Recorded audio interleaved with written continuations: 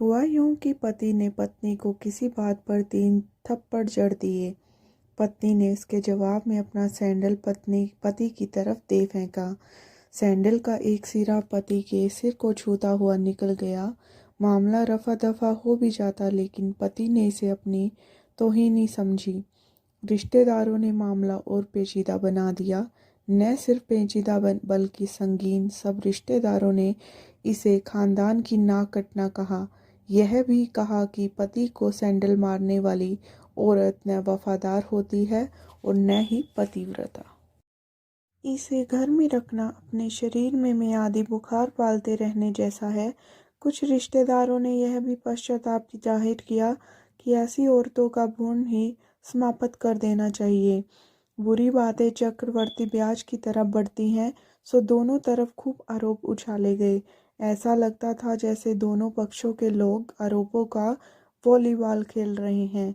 लड़के ने लड़की के बारे में और लड़की ने लड़के के बारे में कई असुविधाजनक बातें कहीं। मुकदमा दर्ज कराया गया। पति ने पत्नी की चरित्रहीनता का तो पत्नी ने दहेज उत्पीड़न का मामला दर्ज करवाया। 6 साल तक शादीशुदा जीवन बिताने और एक बच्ची के माता पिता होने के बाद आज दोनों में तलाक हो गया। पति पत्नी ने के हाथ में तलाक के कागजों की प्रति दी थी। दोनों चुप थे, दोनों शांत, दोनों निर्विकार। मुकदमा 2 साल तक चला था। 2 साल से पत्नी अलग रह रही थी और पति अलग।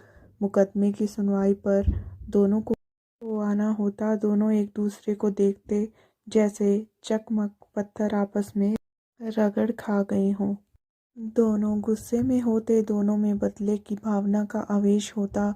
दोनों के साथ रिश्तेदार होते जिनकी हमदर्दियों में जरा जरा विस्फोटक पदार्थ भी छुपा होता।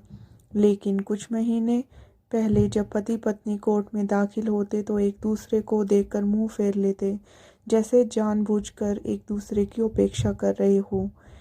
वकील और रिश्तेदार दोनों के साथ होते। दोनों को अच्छा खासा सबक सिखाया जाता कि उन्हें क्या कहना है। दोनों वही कहते। कई बार दोनों के वक्तव्य बदलने लगते। वो फिर संभल जाते। अंत में वही हुआ जो सब चाहते थे, यानी तलाक। पहले रिश्तेदारों की फौज साथ होती थी, आज थोड़े से रिश्तेदार साथ थे। दोनों तरफ के रिश्तेदार खुश थे, वकील खुश थे, माता पिता भी खुश थे। तलाकशुदा पत्नी चुप थी और पति खामोश था।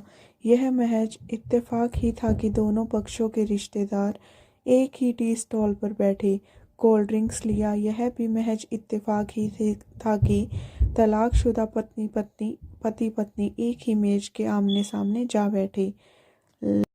लकड़ी की बेंच और वो दोनों। कॉन्ग्रेचुलेशंस, आप जो चाहते थे वही हुआ, स्त्री ने कहा। तुम्हें भी बधाई हो, तुमने भी तो तलाक देकर जीत हासिल की, पुरुष बोला।